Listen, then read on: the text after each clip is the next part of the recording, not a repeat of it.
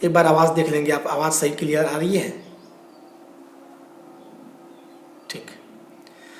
Hello साथियों, मैं हूं आपका दोस्त व host Anand Rajanand, introducing our channel Sanskar Gurukulam that is the part of Akanksha competitive classes Saketpuri Godda Jharkhand. साथियों, आज हम जिस टॉपिक पे बात कर रहे हैं, इस टॉपिक से ज़्यादातर क्वेश्चन हमारे एग्जाम में देखने को मिल जाते हैं। 2-3 क्वेश्चन देखने को मिल जाते हैं, चाहे वो झारखंड टेट हो, चाहे वो यूपी टेट हो, चाहे वो हरियाणा टेट हो, चाहे वो रीट हो या फिर सीटेट हो। अन्यत्र जो भी शिक्षक पात्रता परीक्षा होती है वहाँ पे इस टॉपिक से सवाल मेरे को देखने को मिलती है। और इसी टॉपिक के जो आज मैं टॉपिक स्टार्ट कर रहा हूँ वो है टॉपिक पर्सनालिटी, व्यक्तित्व। तो आज हम आपके साथ बात करेंगे पर्सनालिटी, और इस पर्सनालिटी में हम उन विशेष पहलुओं को देखेंगे जिसमें से ज़्यादातर बच्चों को जो है समस्याएं आती है उस तर्क को समझने में। आज हम उसको आपको जो है साधारण तरीके से आपके साथ पेश कर रहे हैं। तो आइए हम स्टार्ट करते हैं विदाउट वेस्टिंग द टाइम, बिना समय को बर्बाद किए हम लोग प्रारंभ करते हैं आज की स्पेशल टॉपिक, वो है हमारा व्यक्तित्व, पर्सनालिटी। तो जी हाँ साथियों, एक एक करके हम लोग देख लेंगे, लेकिन थोड़ा सा एक छोटा सा फिर से एक बार, पिछले बार हर बार जब सीटेट की एग्जाम होती है तो उसके बाद जब वहाँ से डेटा क्लियर होती है उसके बाद आपके बीच में हम बातों को रखते हैं और आज भी बातों में रख रहे हैं। तो एक्चुअली होता क्या है कि पिछले बार 2019 में जो एग्ज़ाम्स हुई थी सीटेट की, उसमें भी जो है 11% मात्र रिजल्ट हुई थी। सोच लीजिए कि 11% मात्र रिजल्ट हुई थी।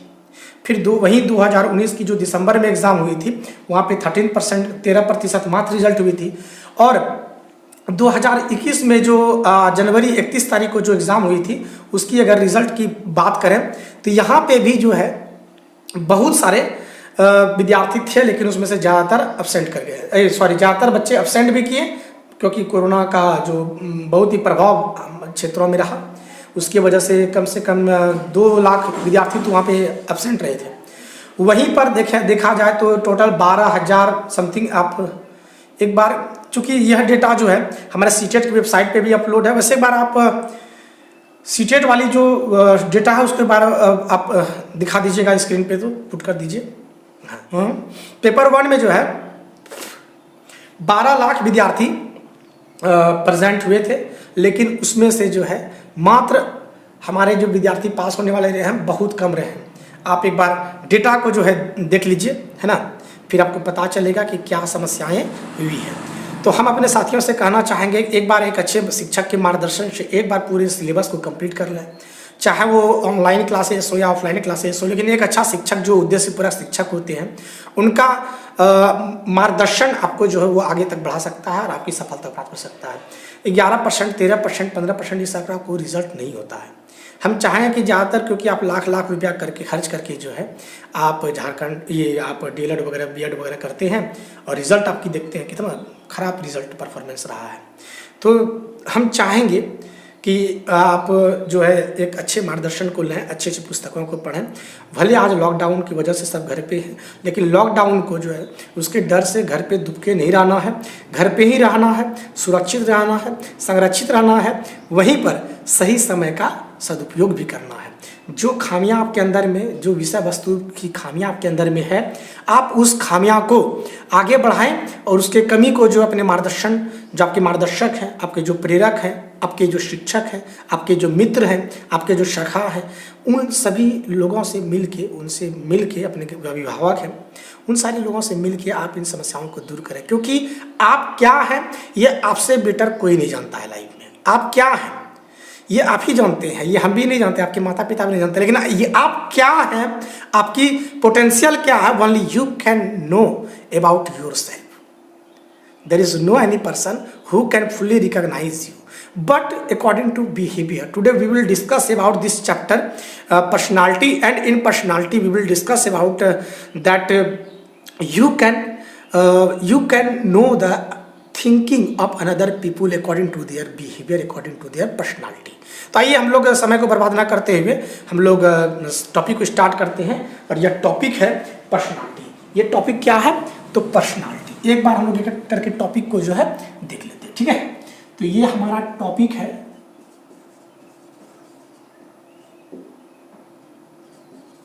पर्सनालिटी, ये है हमारा व्यक्तित्व। इससे बहुत सारे एग्जाम्स में आपको देखने को सवाल जो है मिल जाता है यहाँ से पर्सनालिटी से।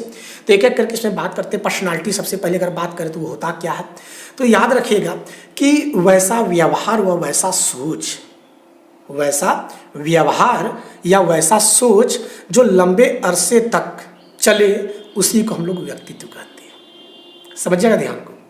वैसे अगर गौर से अगर हम देखें तो यहाँ जो हमारा वर्ड है पर्सनालिटी वर्ड जो है एक वर्ड से आया है हमारा, जो कि लैटिन वर्ड है ना, पर्सोना, और इसका मीनिंग होता है मुखौटा है ना। मुखौटा आप जानते ही, आजकल आप लोग तो लगाते ही हैं, मास्क जिसको कहते हैं वही होता है मुखौटा। क्लियर है?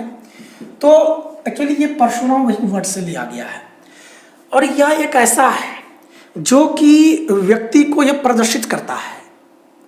और वास्तव में अगर करें तो मुखौटा की भी प्रस्तुति उसके व्यवहारों से ही होता है, अर्थात वैसा व्यवहार जो कि लंबे अरसे तक चले, उसी को हम व्यक्तित्व कहते हैं। याद रखिएगा, लंबे अरसे तक चलने वाले व्यवहार व तर्क को ही जो है हम लोग क्या कहते हैं, पर्सोना कहते हैं, पर्सनालिटी कहते हैं। अब देखिएगा, जैसे कि आप हमको देख रहे हैं, तो in this times you are looking me, but you know that which types of personality is on me, you don't know, because in this times you are watching me on your smartphone or on your media, but you have no the specific idea about me that what types of personality I have. मेरी व्यक्तित्व क्या है ये आप नहीं जानते हैं। लेकिन वहीं अगर माता पिता हैं जो कि बचपन से लेके आज तक हमारे साथ में हैं, तो उनको मेरे व्यवहार के बारे में पता है, वो जानते हैं कि मेरी व्यक्तित्व क्या है। आज हम इसी व्यक्तित्व के बारे में बात करेंगे। आज हमारे इस व्यक्तित्व के इस संदर्भ में हम एक ऐसे मनोवैज्ञानिक को लेंगे जो कि 19वीं सेंचुरी में आए और ज़बरदस्त परफॉर्मेंस करके गए और बहुत सारे चीज़ों को देखे गए हैं, बहुत सारे सिद्धांत को देखे गए हैं। उनमें से हम कुछ सिद्धांतों को जो परीक्षा की दृष्टि से अत्यंत ही महत्वपूर्ण है, उनकी परिचर्चा आज आपके साथ हम करेंगे। जिसमें से हमारे सिगमंड फ्रायड महोदय, आज की विशेष टॉपिक हमारे सिगमंड फ्रायड महोदय की जो साइको एनालिसिस थ्योरी है। याद रखिएगा, ये क्वेश्चन भी आपको यूपी टेट में देखने को मिल गया है। साइको एनालिसिस थ्योरी है ना, क्या कहते हैं, साइको एनालिसिस थ्योरी के फादर जो है वो कौन है, तो सिगमंड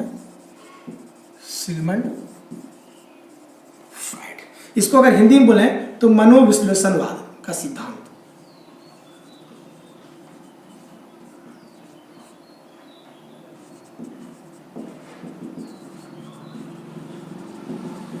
हिंदी में अगर इसको सिगमंड लिखते हैं ना, क्या लिखते हैं, तो देखिए एक बार ठीक से दिख रहा है, हाँ, सिगमंड फ्रायड।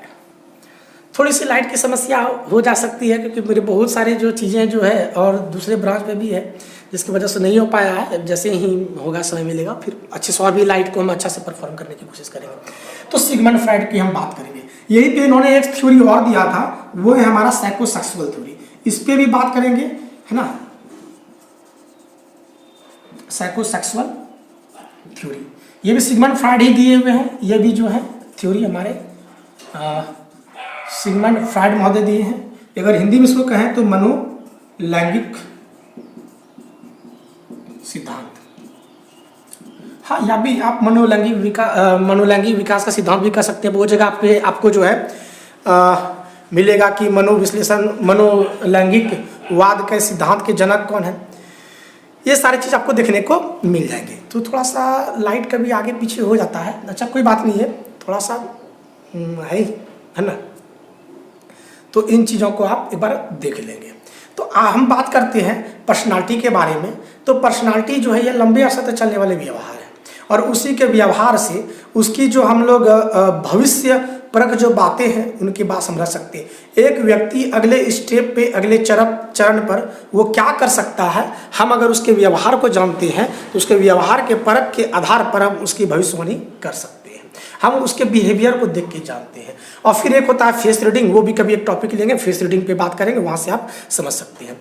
तो हम बात करते हैं सिगमंड फ्रायड महोदय, जो कि यूरोप के वासी थे। इन्होंने 1900 सेंचुरी पे आया और इन्होंने ये जो प्रकार के स्पेशल जो थे, एक डॉक्टर थे, मनोचिकित्सक थे, है ना, तो साइकोलॉजिस्ट थे। और ये जो इनके पास जो पेशेंट आते थे वो ज़्यादातर हिस्टीरिया के पेशेंट आते थे।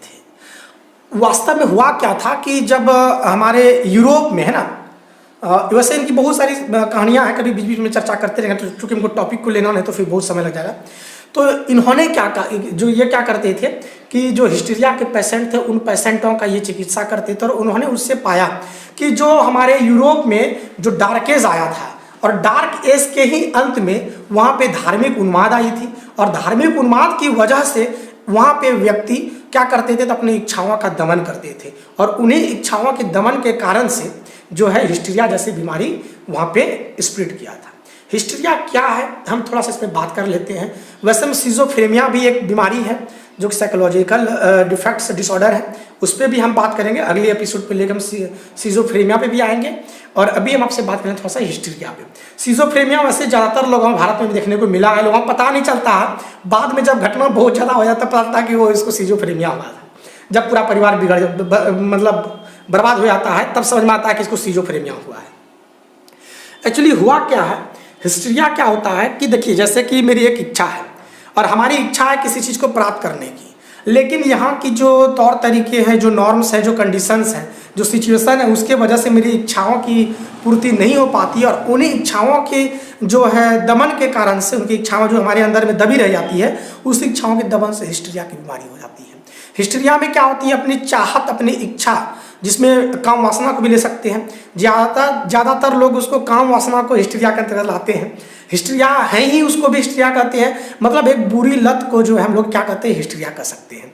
यानी ज़्यादातर लोग जानते हैं जिनमें काम इच्छा ज़्यादा हो जाती है, सेक्सुअलिटी ज़्यादा आ जाती है। और चूंकि बहुत सारे संप्रदाय में होता है कि नहीं, अगर आपकी मतलब क्या बोला जाए, आप जवान हो गए कोई दिक्कत नहीं है, और जब तक नौकरी नहीं ली जाएगा शादी ब्याह नहीं होगी, क्योंकि उनकी भी काम इच्छा उनकी पूर्ति नहीं हो पाती, वो इच्छा करके मतलब दमन करके रखते हैं, और उनमें हिस्टीरिया जैसी नामक बीमारी हो सकती है। तो टॉपिक एक्चुअली हमको पढ़ना क्या है, तो हमको पढ़ना है जाकर के व्यक्तित्व का, आपको कुछ टॉपिक करना इतना तो मतलब हिस्टीरिया वगैरह तो साइकोलॉजिकल चीज़ है, इससे क्वेश्चन नहीं आता, बस हल्का से जान लीजिए। वैसे सिजोफ्रेनिया से हमको जो है एक बार टॉपिक को हम लेंगे, बहुत ही बेहतरीन टॉपिक है ये। आपके परिवार में भी बहुत ऐसे व्यक्ति मिलेंगे जिसको कि जो है सिजोफ्रेनिया जैसे रोग से जो है ग्रसित हो जाते हैं। तो हम बात करेंगे एक एक करके, है ना साथियों।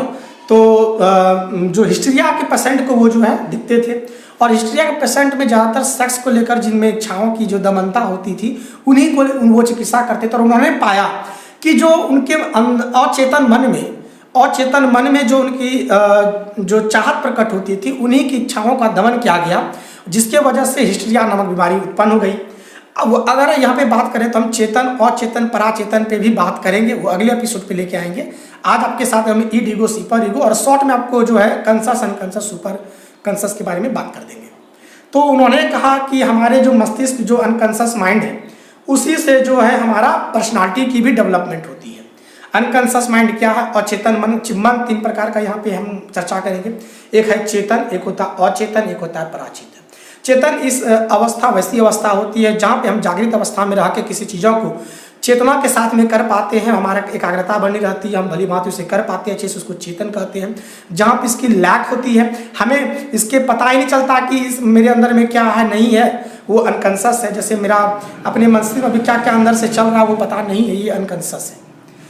सुपर कॉन्शस बहुत बेहतरीन चीज़ है कभी, और वैसे मैं इस पर जब चेतन और चेतन पराचेतन बात करूँगा तो दोनों हमारे वेदास के परिप्रेक्ष्य में बात करेंगे और सिगमंड फ्रायड महोदय के भी अनुसार बात करेंगे, अपने मनोवैज्ञानिक ढंग से भी उसको प्रस्तुत करने की कोशिश करेंगे, वो चीज़ वहाँ पे करेंगे। वैसे बात करें यहाँ पे, क्योंकि हमारे सिगमंड फ्रायड महोदय कहते हैं कि बच्चों में जो स्थिति पाई जाती है, जो व्यक्तियों में जो स्थिति पाई जाती है, हिस्टीरिया जैसे बीमारी, ये भी अचेतन मन के ही कारण से होती है। और हिस्टीरिया नामक की बीमारी तो है ही, साथ ही व्यक्तित्व की भी जो उद्गार, जो व्यक्तित्व होता है, उसकी भी जो आधार है वो हमारा अनकॉन्शस माइंड है, अचेतन मन है। वैसे पूछा जाए अचेतन मन क्या है, तो हम कहेंगे कि वैसा तर्क, वैसा सोच जो हमारे अंदर में चलता है, उसके बारे में कुछ ज़्यादा पता नहीं रहता है, दूसरे को भी।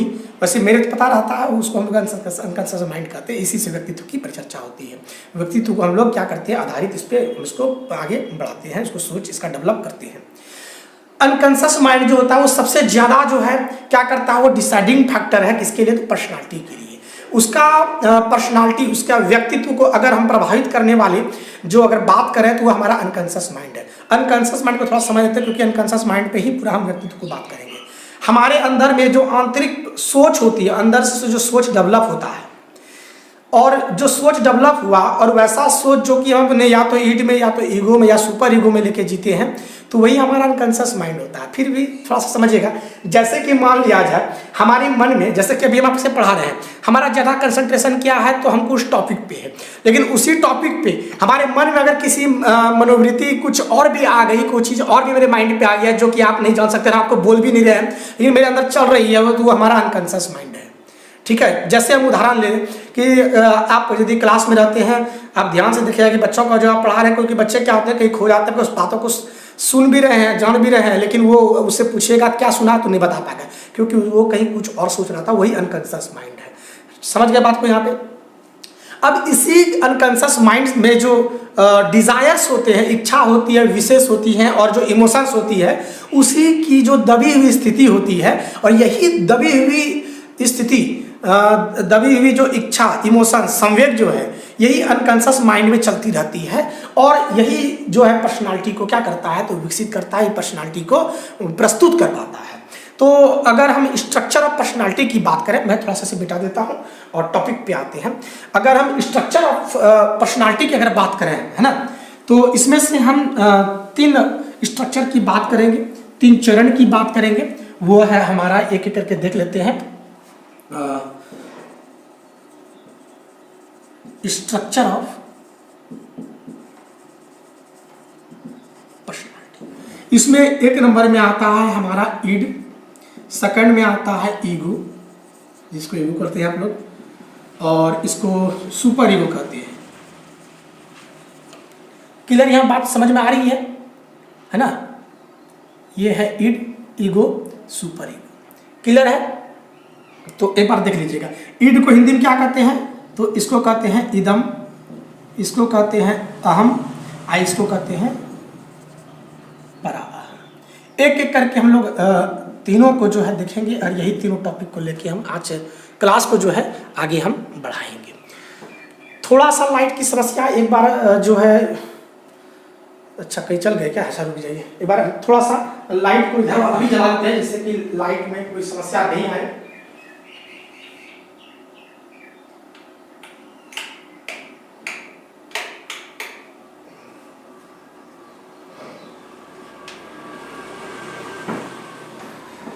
चलिए, थोड़ा समस्या हो जाता था, बीच में लाइट चल जा रहा था। चलिए ठीक है। तो देखिएगा, आज हम बात करेंगे ईड पे, ईगो पे, सुपर ईगो पे। अगर यहीं पे बात करते हैं ईड पे, ईड क्या है, याद रखिएगा, ध्यान से देखिएगा। ईड की अगर हम बात करें, है ना, दिखाई पड़ रहा है, तो ईड जो अवस्था होती है, यह कैसी अवस्था है, तो इनबॉर्न एबिलिटी है इसमें, है ना। इनबॉर्न मतलब बोले तो जन्मजात है। क्या है ये, जन्मजात क्वालिटी है, जन्मजात क्वालिटी है ये। इनबॉर्न जो है ना, क्या है यह, इनबॉर्न जो है क्वालिटी है, जन्मजात उसकी विशेषता होती है। वहीं पर अगर हम बात करें तो इसमें क्या होता है कि बच्चों में जो है उनकी जो खुशी है, प्लीजर, है ना, प्लीजर जिसको बोलते हैं आप, प्लीजर बोले, आनंद बोल सकते हैं आप वैसे, है ना। चलिए ठीक है। देखिए हमारे आनंद, जिसमें कि आनंद की अनुभूति होती है ना, जिसमें के अंदर में क्या आता है, तो डिजायर्स आते हैं हमारे, है ना, डिजायर्स आते हैं, वहीं पे वो विशेष आते हैं। डिजायर्स का मतलब क्या होता है, इच्छा। तो ईड की जो अवस्था होती है ज़्यादातर बच्चों में ही पाई जाती है, और यही चीज़ बड़े लोगों में भी पाई जाती है। कब कैसे पाई, तो उस पर बात करते हैं। ये ईड को, जो ईड की जो अवस्था है, ये कैसी क्वालिटी है, तो इनबॉर्न क्वालिटी है। बच्चों के जन्म के बाद ही यह जो है प्रस्तुत हो पाता है। चूँकि हम लोग जानते हैं कि संवेग की उत्पत्ति जो है हमारे माँ के गर्भ से ही होता है, और संवेग और इच्छा और ये सारी चीज़ें जो आती है वो हमारे व्यक्तित्व को डिफाइन करते हैं। हम आपको पहले इसके बारे में बता चुके हैं। तो ये जन्मजात प्रवृत्ति, इसमें जन्मजात प्रवृत्ति होती है ये ईड, और इसमें क्या होता है कि वो अपनी इच्छा, अपना खुशी को पाने के लिए वो मतलब कि हमेशा तत्पर रहती है। जैसे एक छोटा सा बच्चा है, अगर उनको कोई चीज़ पसंद आ गया, जब तक आप उसे नहीं देंगे तो बीच रोड में ही लेट जाता है ना, होता है। घर पे ही आप नहीं दोगे टॉफ़ी तो आप लेट जाएगा, तब तक रोएगा जब तक उसको उस टॉफ़ी की प्राप्ति नहीं हो जाती है। समझ रहे बात को ना। तो ये क्या है, ईड की अवस्था है। अर्थात इसमें क्या होता है कि इसकी इच्छा जो होती है, वो इच्छा को क्या करना चाहते हैं, तो किसी भी कीमत में इसको परिपूर्ण करना चाहते हैं। अच्छा, अर्थात हम लोग इसे फुलफिल करना चाहते हैं, है ना, इसको उपलब्ध करना चाहता है, वो परिपूर्ण करना चाहता है अपनी इच्छाओं का। जैसे एक फॉर एग्जांपल लेते हैं, और ये ऐसा नहीं कि बच्चों में ही सिर्फ पाई जाती है, बच्चों के बाद में और भी अवस्थाओं में ये पाई जाती है। मैं बात करूँगा कि किस किस अवस्था में कैसा होने से क्या चीज़ की यहाँ पे मतलब कि उनके साथ में समस्या में समाज के अनुकूल नहीं हो पाती, तो वो कैसा होता है। तो याद रखिएगा कि जो भी इच्छा उनके अंदर में आती है, उन इच्छा, उनकी जो विशेष, उनकी जो डिजायर्स है ना, तो वो उनको प्राप्त करने के लिए किसी भी हद तक जाते हैं। जैसे मान लिया जाए कि किन्हीं को कोई चीज़ पसंद आ गई, वैसे ये अवस्था बच्चों में ज़्यादातर पाई जाती है और आगे चल के भी बहुत हम पाया जाता है। बहुत सारा चीज़ आप लोग फिल्म वगैरह देखे होंगे, बहुत सारे साथियों को देखे होंगे अपने पास मोहल्ला पास में, कि वो देखते हैं कि नहीं, घर में जाएगी मम्मी को बोलेगी, मम्मी देखो अब हम बड़े हो गए हैं, अब हमको शादी ब्याह करो, हम पढ़ लिख लिए, इंटर कर गए हैं, अब देखो हमको वो जो लड़की है उसी लड़की से शादी करना, नहीं तो हम कहा कि देखो हम जो है हमको वही पसंद है और उससे हम बहुत ज़्यादा जो है मोहब्बत करते हैं, लव करते हैं। तो वो चुट्टा क्या करता है कि जो अपनी मम्मी को पूरा परेशान कर रहा है, वो डिमांड करता है कि नहीं हमको यही लड़की से शादी करना है। और उनकी मम्मी को पता कि अगर शादी नहीं कराएंगे, इतना ही जिद्दी है कि कोई ठीक है छत से कूद देगा, कुआं में कूद देगा, और ये धमकी भी देता है घर में, देख हमारा अगर ओकरा से शादी तो नहीं करा ले, हम बिल्ली में हाथ दे दो। अब एक ही बेटा है, माँ पापा भी सोचते हैं कि ना इसका करा देते हैं तो कोई ठीक है, एक तो लड़ रहा है साला, बुढ़ाड़ी में उनको सेवा कौन करेगा साला, वो भी जान रहा है कि बुढ़ाड़ी मेरा सेवा नहीं करे, मारेगा ही, डंडे मारेगा। भले हम इसको जो है भला बास इसके लिए हम मन्नत मांगे हैं, लेकिन ये बुढ़ापा हमको डंडा मारेगा, लेकिन फिर भी है तो बेटा ही ना। ये माँ बाप का ये संवेग होता है ना, इमोशंस होता है बच्चों के प्रति। अब वो जो है उन लड़की से शादी करने जाता है, लेकिन घर वाला मना कर जाता है, लेकिन ये कोशिश करता है कि नहीं, जैसे जो लड़की वाला के पास गया उनके माता पिता कि नहीं मेरा बेटा जो है देखो होनहार है, विद्वान है, आप मेरी बेटी का जो है शादी इसमें, तो उसका ससुर सलाह बोलता है लड़की वाला का पिताजी, तुम तो सलाह दूसरा कास्ट है, तुम छोटा है हम बड़ा है। वैसे समाज में मध्यम वर्गों में से होता है, तो छोटा बड़ा वाला बात आ जाता है, तो ये लोग वापस चला आता है, बोलता है बेटा देखो हमको जो है बहुत ही बेइज्जत किया तुम्हारा लड़की के घर वाला, हम वहाँ पे नहीं जा सकते हैं, तुम्हारे कहने पे तो गए। अब लड़का को लगता है कि अब हमको उससे दूर जाना पड़ेगा, और वो क्या करता है अपने आप को मिटा लेता है। ये जो अवस्था होती है ना, ये ईड की अवस्था होती है। याद समझिएगा, हम उदाहरण के तौर पे लेंगे और ज़बरदस्त तरीके से मैंने हमको समझाना है। तो ईड की अवस्था क्या है कि हमरा हो जो पसंद है, हो हमरा एकदम बिल्कुल चाहो नहीं, तब क्या करेगा वो, तो वो मतलब कि उस अपने आप को बर्बाद कर लेगा। ये अवस्था क्या कहलाता है इनगौर। हाँ, जैसे मूवी था कौन सा, तेरे नाम ना, हाँ तेरे नाम, जिसमें कि वो लड़की चक्कर में साला पागल हो गया था, पागल है साला, बुड़बक नहीं मिला, दूसरा टेपता कहीं और, वो शादी ब्याह तो होबे करता है ना, उससे बढ़िया लड़की मिल जाता है। गलत फिल्म ऐसा सब बर्बाद से बनाया था, समझदारी नहीं है आजकल के बच्चा सब में, है ना। नहीं मिला कौन दिक्कत है, दोस्तीदारी था, हो गया, खत्म बात है, दूसरा शादी ब्याह करो, देखो ठीक हो जाएगा। इसमें जौन उम्र, इसमें अवस्था ये बच्चों में ही स्पेशल पाई जाती है। और बच्चों में अगर इनकी इच्छाओं का ये स्थिति लगातार बनी रहती तो बड़ा जाके ये घटना घटती रहता है उनके साथ में, और ये जो है अपने आप को बहुत ही हितकर होता है। याद रखिएगा, इससे बहुत सारा क्वेश्चन भी पूछा गया, मैं उसे बता दूं शॉर्ट में कि इसमें जो है वो क्या करना चाहता है, तो इंस्टेंटली जो वो खुशी को प्राप्त करना चाहता है ना, तात्क्षणिक खुशी की खोज में रहता है, वो एकदम तुरंत खोज में रहता है। ऐसा व्यक्ति की हम पहचान नहीं बताएंगे, आप समाज में अपने दोस्तों को और अपने आप को भी देखिएगा ये अवस्था कैसा होता है।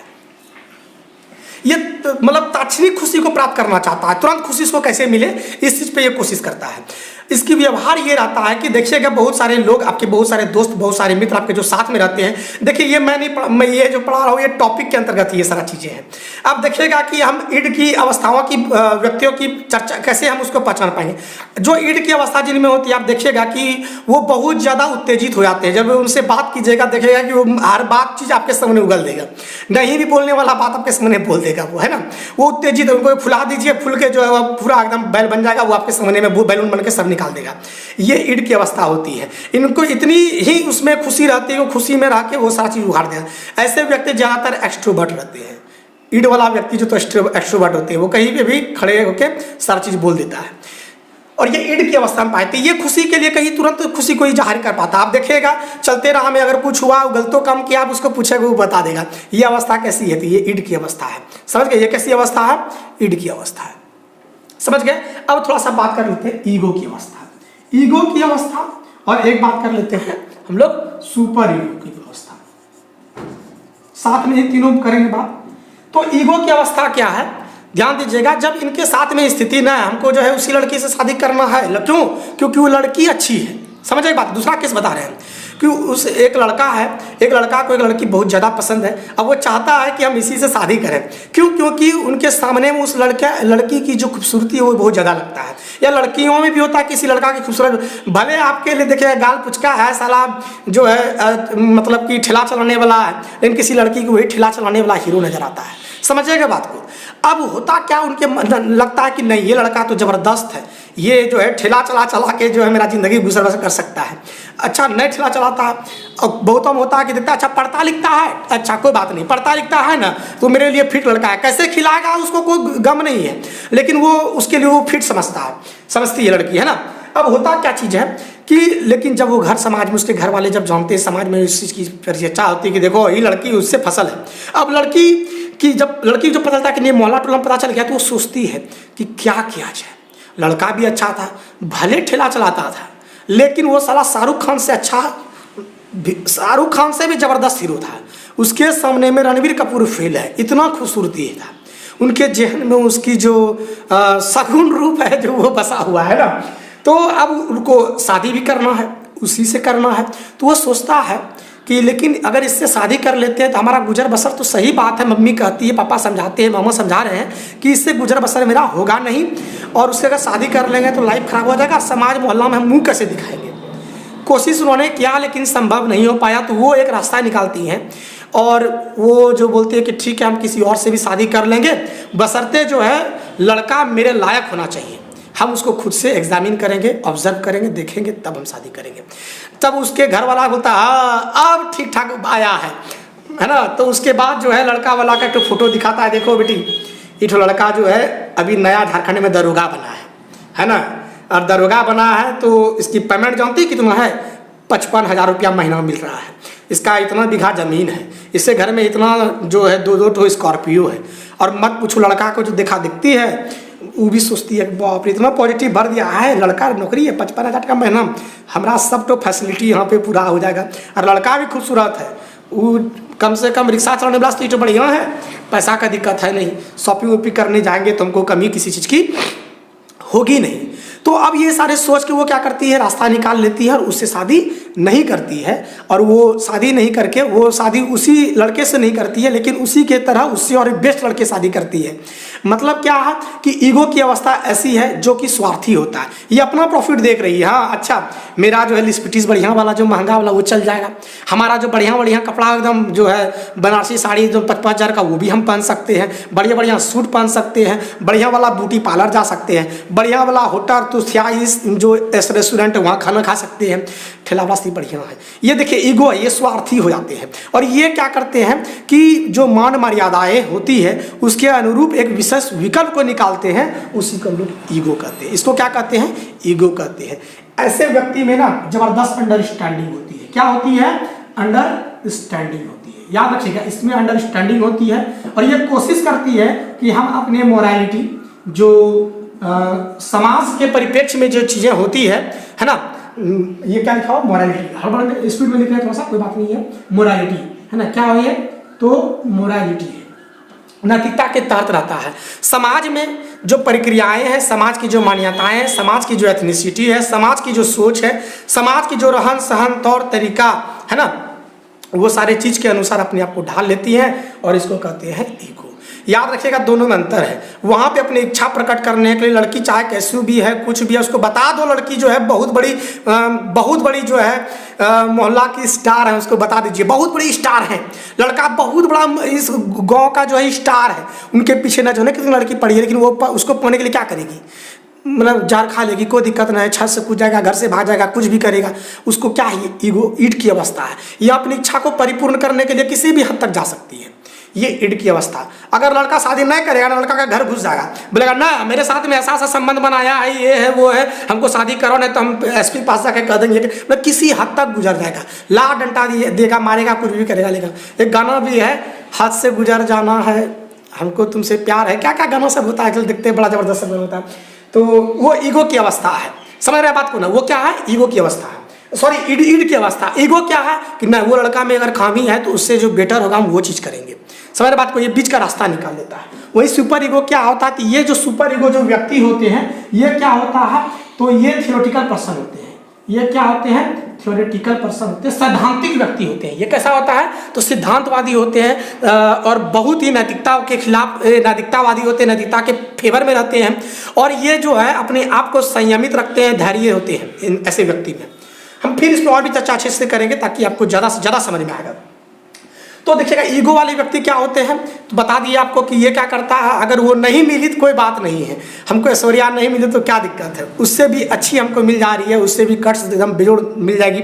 लड़कियां भी सोचती है कि ना, जो इसमें ईगो की अवस्था व्यक्ति तो पाई जाती है, वो बोलते हैं कि नहीं ये लड़का इससे भी बेस्ट वो है, ये अगर राजकुमार है तो वो मेरा रणवीर कपूर है, रणवीर कपूर से भी बेस्ट है ना। वो उस चीज़ को लेके बीच के रास्ता निकाल के अपने समस्याओं, अपनी इच्छाओं को वो क्या करते हैं, यहाँ पे दमन कर लेते हैं, अपनी इच्छा को दमन करते हैं, और दमन ऐसा करते हैं जो कम रूप से दमन होता है।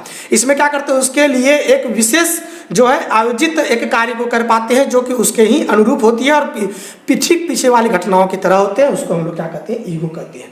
और सुपर ईगो की अवस्था क्या है, तो सुपर ईगो नहीं, हम शादी कर ही नहीं सकते हैं, हमारे तुम्हारे बीच में दोस्ती है ना, लेकिन देखो तुम अलग हो, हम अलग हैं, तुम्हारी समाज संस्कृति अलग है, मेरा अलग है, तुम्हारा धर्म जाति अलग है, मेरा अलग है, हम कतई नहीं कर सकते हैं, हम आपके साथ दोस्ती निभा सकते हैं, सब कुछ कर सकते हैं, लेकिन हम आपके शादी नहीं कर सकते हैं। तो ये क्या है, सिद्धांतवादी सोच है, और ये सुपर ईगो वाले व्यक्ति सिद्धांतवादी सोच के होते हैं, इसकी व्यक्तित्व यही होती है।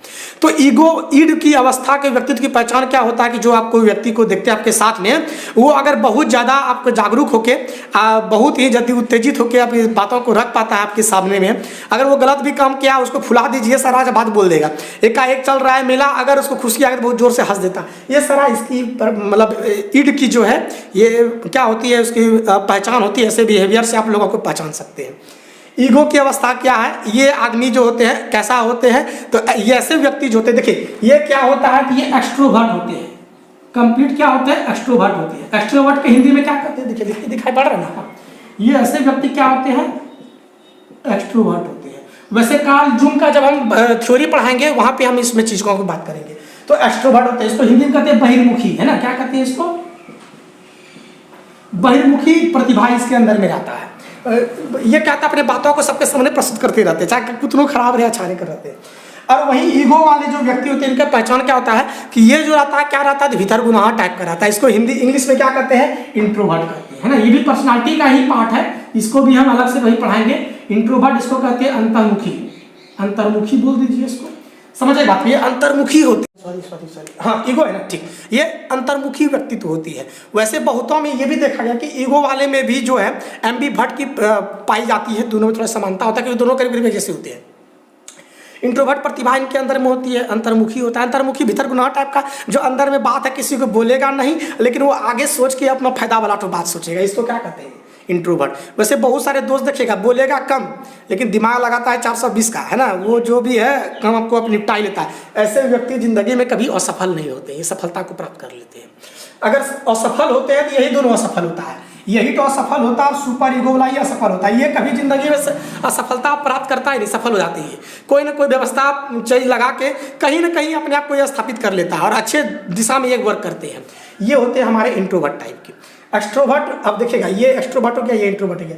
और सुपर ईगो वाले क्या होते हैं, तो ये हमारे इंट्रोवर्ट भी हो सकते हैं या फिर एम्बिवर्ट भी हो सकते हैं। याद रखिएगा, ये इंट्रो भी हो सकते हैं, ये जो है इंट्रो भी हो सकते हैं और एम्बिवर्ट भी हो सकते हैं।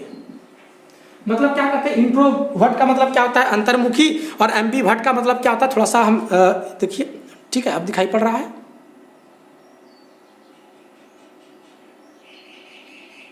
चलिए, तो ये सारे प्रतिभा और ये सारे व्यक्तित्व के कारण से ही हम इसको डिफाइन कर सकते हैं। वैसे बहुत सारे चीज़ों को आप उदाहरण के अगर तौर पे एक बार फिर से तीनों को देख लीजिएगा। अब बहुत सारे तौर पे देखते हैं कि आप अगर बफे सिस्टम भोज खाने जा रहे हैं, अब बफे सिस्टम के भोज में आप देखे होंगे कि आप क्या करते हैं, तो जो भोज होता है, भोज के पीछे में अगर खड़े हैं तो बहुत सारे व्यक्ति देखिएगा कि पीछे में खड़ा है, दिखता है आगे पीछे दाएं बाएं, उसको मन में यही बैठा हुआ है कि कहीं पुलाव घट गया तो पता चला कि दिन वाला तो चावल वो बना के दे देगा, अगर सब्जी घट गया तो ठीक है बचा उचा के दे देगा, और रसगुल्ला घट गया तो साला मेरा पेट नहीं भरेगा, साला भोज के लिए हम तो उतना दूर से आए हैं, खाना है हम जो है सुबह से भोज के लिए नहीं खाए। ऐसे व्यक्तित्व वाले व्यक्ति जब भोज के उस लाइन में रहते हैं, पीछे रहते हैं, तो वो सोचता है कि कैसे हम आगे जाके पहले भोजन की प्राप्ति करें। वो दाएं बाएं दिखता कोई नहीं देख रहा है, अगर संजोग से लाइट चला गया तो बहुत जोर से धक्का मार के आगे पहुंच जाता है, या फिर देखेगा कहीं बहाना करके लाइन ताइन को गड़बड़ करके वो आगे जाने की कोशिश करता है। आप लोग एटीएम माहौल में भी ऐसे ही करते हैं, दिखता है बगल में महिला खड़ी है, एक तो बेचारी देखने के लिए एक लड़की है, उसको दिखता है वो बेचारी तो क्योंकि महिला है, भारतीय महिला है, झगड़ा वगैरह करेगी नहीं, तो चुपचाप एटीएम में बगल में रहती है, सोचती है कि जब मेरा पारी आएगा तब जाएगा। लड़का फुट से आगे बढ़ जाता है ताकि जानता है कि हमको धक्का मार के पीछे करेगी नहीं, डांटेगी नहीं, चल जाता है। तो ऐसा व्यक्ति कैसा व्यवहार का होता है? ईड वाला व्यक्ति होता है। ये पहचान बता रहा है, ईड की अवस्था होती है। आप देखिएगा जबकि आप क्या कहते हैं तेल भराने के लिए जाते हैं तो आप देखते हैं अपना लाइन का इंतजार नहीं करते हैं, देखते कैसे हमको जल्दी मिले। अगर संजोग से आप पहले पहुंचे और वो भूल से आपको नहीं दिया, और आप अगर उसको बोल देते हैं कि भाई जी हम बहुत पहले आए, हमको दीजिए पहले, आप नहीं दीजिएगा तो माथा फोड़ देंगे मार के, तो ये क्या चीज़ है? ये हमारा ईड की अवस्था है। और अगर नहीं दिया तो वो भी गुस्सा से बोला देखे ये तुम बेटा क्या कर लेता है, देख लेते हैं, तो वहाँ पे वो व्यक्ति क्या करता है, गाड़ी खड़ा करके उसको कल पड़े देना शुरू कर देता है। ये ईड की अवस्था है, मैं किसी भी कीमत में वो प्राप्ति करना चाहता ही, ये ईड की अवस्था है, समझ गए। अब भोजन में वो जो प्ले क्या कहते हैं उसको, कौन सी बोले, बफे सिस्टम। तो बफे सिस्टम में जब आप खाने के लिए बैठते हैं तो जो पीछे से धक्का मार के आगे पहुंच जाता है और अपनी इच्छाओं को परिपूर्ण कर पाता है, ये कैसी अवस्था है? ईड की अवस्था है। वही ईगो वाला अवस्था क्या है? सोचता कि नहीं लाइन बड़ी है, हमको एटीएम से पैसा भी निकालना, कोई इमरजेंसी भी है, और हम नैतिक क्या करेंगे, उतना भीड़ है, महिलाएं खड़ी है, अगर करेंगे पुलिसों डंडा मारेगा तो कर नहीं सकते, वो सोचता कि इससे बेटर है कहीं और जाके निकाल लेते हैं। ये कैसी अवस्था रही? ईगो की अवस्था रही। न हुआ हटिया चॉकलेट ब्रांच में नहीं मिला, कोई दिक्कत नहीं है, हम जो HP पेट्रोल पंप के बगल में निकाल लेंगे, यहाँ नहीं है अगला ATM में निकाल लेंगे, बैंक ऑफ इंडिया वाला में जो ATM कार्ड है वहाँ से निकाल लेंगे, न होगा CSP केंद्र से निकाल लेंगे। वो क्या करता है, उस चीज़ को वहाँ पे इच्छाओं का दमन हल्के तरीके से करता है और उस जगह से कोई दूसरा विकल्प निकाल पाता है। इसको ईगो की अवस्था कहते हैं, समझ रहे हैं। भोज में लाइन में खड़ा है और सोचता है कि नहीं अगर हम करेंगे किसी कोई समस्या हो जाएगी, लोग देखेगा क्या कहेगा नहीं कहेगा, तो वो क्या करता है, दो छोड़ो मतलब कि कोई दिक्कत नहीं है, थोड़ा सा वेट कर लेते हैं। अगर वेट नहीं कर पा रहे हैं तो वो व्यवस्था लगाता कहीं पे जाता है, देखो हम तो जिसके घर में शादी है उसका तो हम सलाह लगते हैं ना, उसका क्या लगता है, हम भाई लगते हैं, उसको बोलते हैं देखो भीड़ है हम इधर बैठ के खा लेते हैं, केटलर हमको इधर खिलाओ, तो टेबल कुर्सी लगा ली, एक तो कुर्सी लगा ली, दो कुर्सी बैठ के वही खा लिया। ये क्या है? ईगो की अवस्था, समझ गए। सुपर ईगो क्या है? तो उस लाइन में खड़ा और वो सिद्धांतवादी है, नहीं चाहे हमको भोजन मिले ना मिले हम अपने लाइन को कतई तोड़ नहीं सकते हैं, हमको तेल हमारे गाड़ी में मिले या ना मिले हम कभी भी कतई झगड़ा भी नहीं कर सकते हैं, वो अपने हमको देगा। ये सिद्धांतवादी सोच के होते हैं। ऐसे व्यक्ति ज़्यादातर मॉन्क होते हैं, है ना। और याद रखिएगा बहुत घाटा वाला चीज़ है ये दोनों। आज के समाज में अगर जीना है तो ना सुपर ईगो बनिए ना ईड बनिए, बनना है तो हमारा ईगो वाला बनिए। हर एक आदमी को ईगो बनना चाहिए, ईगो वाला लोग सफलता प्राप्त कर ही लेता है। ये तो अपनी इच्छा को अगर नहीं नौकरी लगा तो क्या करेगा, फांसी लटका लेगा, ईड का अवस्था है। नौकरी नहीं लगा कोई दिक्कत नहीं, सरकारी नौकरी नहीं लगा साला प्राइवेट करेंगे लेकिन नौकरी हम उतना से ज़्यादा पैसा हम बिजनेस कर लेंगे, ये ईगो की अवस्था है। सुपर ईगो क्या कहता है, ना हम नौकरी करेंगे, न नौकरी करेंगे, न शादी करेंगे, बाल दाढ़ी नहीं बनाएंगे ना। वैसे हम दाढ़ी इसलिए नहीं बना ले चूँकि लॉकडाउन में मतलब कि कहाँ जाए नहीं जा होता है ना, जो बढ़ रहा है 6 महीना साल भर जब तक ठीक नहीं रहता, क्योंकि बहुत सारे गुड्डा में देखते हैं बहुत सारी ज़्यादा घटना घट रही है इसी वजह से। चलिए जितना बढ़ रहा है बढ़ने दीजिए, है ना, उसमें क्या रखा है। चलिए देखिए, तो ये ईगो की अवस्था क्या है, ये ईगो की अवस्था है। अब देखिएगा कि कुछ भी हो हम गलत नहीं कर सकते, हम कुछ भी हो हम अगर गलत नहीं करेंगे तो ये सुपर ईगो हो गया। अगर हम बीच का विकल्प निकाल लिए तो वो क्या हो गया, ईगो हो गया। बात समझ में आया। एक उदाहरण छोटा सा और लेते हैं। मान लिया जाए एक महिला है ना, देखते होंगे आप लोग जब भोला बाबा के मंदिर में आप जब जाते हैं तो ज़्यादातर गौर करते हैं महिलाओं लोगों को। आप गौर कीजिएगा कि शिवपुर मंदिर के आसपास में जो भोला बाबा का मंदिर है ना, देवघर चाहे देवघर मंदिर क्यों ना रहे या फिर हमारा बासुकीनाथ कहाँ रहे, चामरा गुड्डा का शिवपुर मंदिर क्यों ना रहे, आप देखे होंगे वहाँ पे ज़्यादातर महिलाएं क्या करती है, एकदम जो है सोमवारी के दिन में वहाँ से निकलेगी और फलाली के रूप में जो है घुचपुच का रसास्वादन करती है। अब वो लोग बोलेगी कि हम तो नहीं करते हैं। अब बताओ कि तुम लोग नहीं करते हो तो आखिर वो बेचता हुआ काहे है। फल वाला से भी ज़्यादा दुकान जो होता है गुजपुज वाले की होती है ना। अब देखिएगा कि ये प्रवृत्ति होता है, आप घर में भी पहचान कर सकते हैं, चाहे बहन हो, पत्नी हो, चाहे भाभी हो, आप गौर कीजिएगा, व्यक्तित्व यही से पहचानिएगा, कहिएगा नहीं तो मुंह तोड़ा जाएगा, है ना। आप पहचानिएगा, चेक कीजिएगा उनका व्यक्तित्व कैसा है। बहुत सारी महिलाएं देखिएगा कि अगर कहीं पूजा करने जाना है, चाहे सत्संग में जाना है, तो क्या करेगी, लिस्पिटिस घस लेगी इधर से, और एकदम बढ़िया वाला लिस्पिटिस एकदम जो है बेहतरीन कंट्रास्ट का, एकदम दूरे से दिखे, मुंह दिखे ना दिखे, अंधेरों में मुंह दिखे ना दिखे, लेकिन जो है उसका ठोर तो बहुत जरूर दिखना चाहिए, है ना। तो वो ठोर पॉलिश लगा के क्या करती है, तो वो देखिए वो उसकी क्या है। अब उनका पतिदेव थोड़ा फैनेटिक टाइप है, डॉगमेटिक बिलीफ वाला है, गाँव का है, बोलता है देखो अगर तुम जहाँ ठोर पॉलिश लगाई तो हम तुमको अब सत्संग में न ले जाएंगे।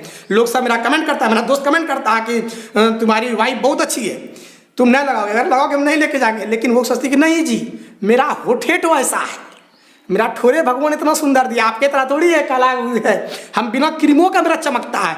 तो तुम अब तो बोलते ठीक है मत, लेकिन नहीं लगाइए। मेरे दोस्त लोग कमेंट करते हैं तुम्हारी बीवी का होठ बहुत अच्छा है, ठीक। तो वो क्या करती है, फिर से जनते कल हमको सत्संग में जाना है, तैयार होने जाएगी, तो वो क्या करेगी, जैसे मैं तैसे चुपके से लगा ली, देखिए जी हम नहीं लगा रहे हैं, मेरा लिस्पिटिस रख लीजिए। वो अब पहले से छुपा के जो है रख लेगी, इसमें उंगली में घस लेगी, बोले देखिए तो मेरा है ना गुलाबी है, कम कम आ जाएगा। उधर देखा कहीं पति उधर चला गया दोस्त के पास बात करने के लिए, तो अंदर अंदर घुपा के जो है थोड़ा पालिश घस लेती है। तो वो आदत है उसका, और उसको पढ़ने के लिए चाहे उसको दूल्हा को छोड़ना पड़े, चाहे घर में लात खाना पड़े, घर से आके मेरे जूता खाना पड़े, फिर भी लिस्पिटिस चोपेगी मुंह में। इसको क्या कहते हैं, ईड की अवस्था कहती है। अब देखिए ईगो वाला अवस्था क्या है, समझती कि नहीं अब हमारा दूल्हा मारता है, हम नहीं करेंगे, हम लिस्पिटिस नहीं घसेंगे मुंह में, तो क्या करेंगे, तो बोलते कि इसका बीच का रास्ता है ना, हम होठों का सही ख्याल रखेंगे। रोज एकदम उठ के जो है जब ब्रश करने जाती है तो एक दो बार ब्रश यूँ मार देती है, जो जंग में लगल रहता है तो उसको भी रात में साफ कर लेती। मतलब ये क्या अवस्था है, तो ये ईगो की अवस्था, बीच का रास्ता निकालिए, पतियों खुश, हम भी खुश, सब खुश।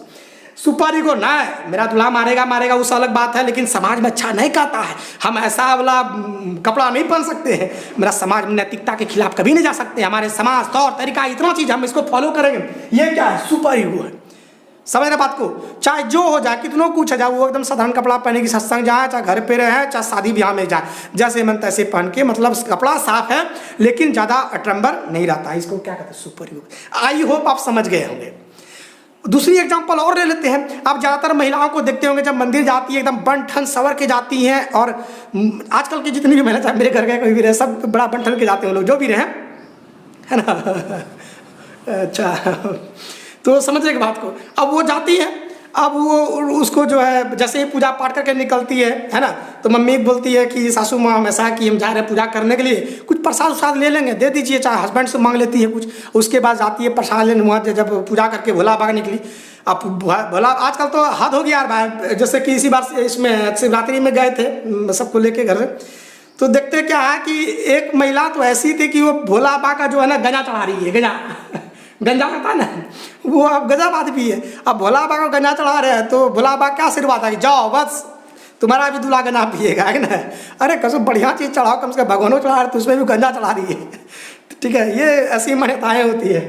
तो वहाँ पे देखिएगा कि ज़्यादातर जो महिलाएं निकली बाहर, अब वो क्या करती है कि उसको जो है गुजपुश जो पानी पूड़ी है उसको देख के उसको में क्या आ रहा है, पानी आ रहा है। अब सोचती है कि अब क्या करें ना करें, कोई देखेगा नहीं तो पता नहीं कह देगा सासू माँ जो है ऐसे जो है क्लास लेते रहती है, आज भी ज़्यादा क्लास लेगी।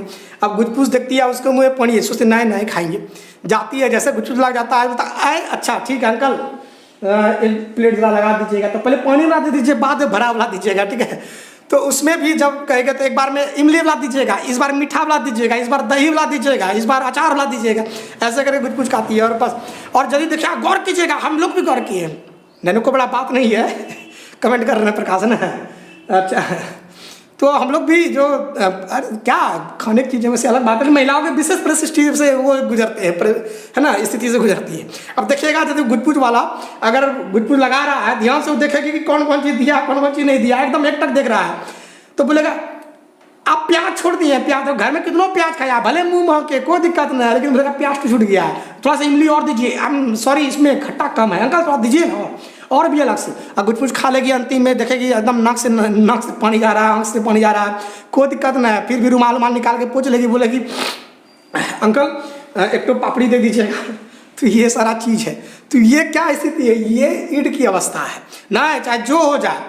अगर कोई देख लिया बगल में, एक बार तो ऐसा हद है कि एक विद्यार्थी हमारे ऐसे रहे गुजपुज कार जानते हैं कि सर जो हमेशा गुजपुज वाले का कमेंट करते हैं और उसमें नाम भी ले लेते हैं क्लास में, तो वो जैसे वो देखे तो पट से मुंह उधर करके खा रही है ना। तो ये सारी होता है। ये क्या अवस्था ईड है, ये हो ना कि सर बगल में आया तो 2 मिनट ब्रेक मारे फिर भी खा रही है, ईड की अवस्था है। ईगो ना, अब देखेंगे अब क्या है बगल में तौर तरीका। अच्छा सोमवारी है, गुजपुज खाने का मन है, कोई दिक्कत नहीं है। जब फलाली करने के बाद रात में 12 बजे उठ के बना के खाएंगे, लेकिन खाएंगे, वो ईगो की अवस्था है। सुपर ईगो क्या है ना, आज हम सोमवारी किए, मेरा नीति नहीं कहता, कभी नहीं खा सकते हैं, चाहे मुंह में पानी आएगा ढोक के अंदर पी लेंगे, लेकिन हम गुजपुज खाएंगे नहीं। ये क्या है, सुपर ईगो है। तो आई होप हम इतने सारे उदाहरण के तौर पे अब जो टॉपिक है हमारा ईड, ईगो, सुपर ईगो, ये सारा चीज समझ गए। हम आपको टेलीग्राम चैनल, हमारी जो टेलीग्राम चैनल है संस्कार गुरुकुलम, इसमें से हम क्वेश्चन और गुरुकुलम है ना, गुरुकुलम, संस्कार गुरुकुलम चैनल में जो है हमारी जो टेलीग्राम चैनल है वहाँ पे इसकी हम PDF भी अपलोड कर देंगे, नोट्स जो है, और इससे रिलेटेड क्वेश्चन भी जो एग्जाम में पूछे गए वो भी हम आपको यहाँ पे अपलोड कर देंगे, आप लोग देख लीजिएगा। तो आई होप ये सारे चीज़ें आपको समझ में आई होगी। और हम अगले दिन जो टॉपिक लेके आएंगे वो हमारा टॉपिक होगा हमारा किसमें, तो सिजोफ्रेनिया पे। तो वो ज़बरदस्त डिसऑर्डर है हमारा साइकोलॉजिकल, उस पर बात करेंगे। और फिर इसी के बाद में हम एक टॉपिक और लेके आएंगे जो चेतन और चेतन पराचेतन, जो भारतीय परिप्रेक्ष्य में बात करें। ज़्यादातर लोग साइकोलॉजिकल बात कर लेते हैं, लेकिन वैदिक परिप्रेक्ष्य बात नहीं करते हैं, वो हम उस पर बात भी कर लेंगे, क्योंकि वो से क्वेश्चन ही पूछा जाता है। लेकिन ज़बरदस्त चीज़ है, we have to know about our culture, हमारी संस्कृति बारे में जानना चाहिए वो चीज़, उस पर भी हम बात करेंगे। और एक जो इसकी ज़बरदस्त थ्योरी है जिसके वजह से सिगमंड फ्राइड महोदय को जो है हमारा USA छोड़ना पड़ा था, उनकी वो विवादित जो सिद्धांत थ्योरी है वो है उसका साइकोसेक्सुअल थ्योरी, जिसमें से उन्होंने सेक्स के जो काम होती है उसकी बारे में उन्होंने ज़बरदस्त बात की है। और साइकोसेक्सुअल थ्योरी पे भी हम ज़बरदस्त बात करेंगे। और इस चीज़ को हम 3 से 4 पार्ट में इस पर पूरे पर्सनालिटी चैप्टर को हम कंप्लीट कर देंगे। याद रखिएगा, ऐसा व्यक्ति जो कि ईड की अवस्था में जीता है ये भी खराब है, क्योंकि ये लाइफ में सफलता प्राप्त नहीं कर पाता। अगर सफलता नहीं प्राप्त किया तो अपने आप को बर्बाद कर लेता है। नई नौकरी लगा, कुआं में कूद के मर जाएगा, फांसी लटका लेगा, मर गया साला। ईगो क्या है, नई नौकरी लगा सरकारी, कोई दिक्कत नहीं, हमको बनना था IAS, अरे चपरासी नहीं तो किरोनी तो बने कम से कम, सरकारी नौकरी हो, बाल बच्चा तो पाल सकते हैं ना, शादी ब्याह तो हो सकता है ना। आजकल ज़्यादातर समस्याएं जो है यही होता है। हमारे स्टूडियो के बगल में हमारी भाभी जी हैं, वो एक दिन हमको बोल रहे थे कि हे सर हमारा बच्चा सबको समझाइए, ब्राह्मण समाज का एक सबसे बड़ा डिमेरिट है, अगर नौकरी न लगा तो इसका हम शादी कहाँ कराएंगे, आप समझाते नहीं है मेरा बच्चा सबको, समझाइए, पढ़ता ही नहीं है। तो ये समस्या है। अब सही बात है, उनकी शादी नहीं होगी तो हमारे ब्राह्मण समाज में उसको शादी उसकी होगी नहीं, कौन शादी करेगा, कंफर्म है। हाँ, गरीब गुरुआ भी अगर उसको कुछ भी अगर रोजी रोटी कर रहा है, आमदनी है तो 4-5 लाख 6 लाख अगर है भी तो वो करेगा तो बढ़िया वाला करेगा, नौकरी वाला करेगा। और जो पढ़ते लिखते नहीं है, हम आपका भूमिहार समाज में हो चाहे हमारे मतलब जितने भी जनरल कास्ट में इस तरह से होते हैं, शादी ही नहीं उसका होता, आप कितनों पढ़ लीजिए नौकरी नहीं हुआ, कोई तुम्हारा वैल्यू नहीं है समाज में। तो हम चाहेंगे, और अब तो प्राय हर चीज़ होने लगा, हम चाहेंगे कि ये सारा चीज़ आपको समझ में आ गया होगा। तो इन सारे चीज़ों के बाद में जो इसी टॉपिक को यहीं पे हम विराम देते हैं, और फिर हम लोग जो अगले टॉपिक को लेकर आएंगे साइकोसेक्सुअल थ्योरी और कॉन्शियस अनकॉन्शियस माइंड और साइको एनालिसिस थ्योरी पे, और भी बहुत सारी चीज़ों पे बात करना है। और इन्हीं जगह पे इसी पॉइंट के बाद जो हम इस टॉपिक इस सेशन को यहीं पे रोकते हैं, फिर हम लोग मिलते हैं अगले एपिसोड पर। बने रहेंगे हमारे साथ इसी तरीके से। जय हिंद, जय भारत, जय गुरु।